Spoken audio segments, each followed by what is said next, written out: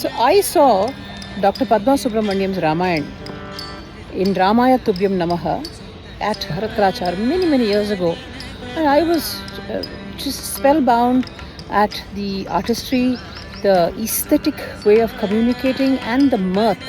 The hasya rasa is the most difficult, in my opinion, to actually evoke. So this is the inspiration for my dramatic performances. So here we are,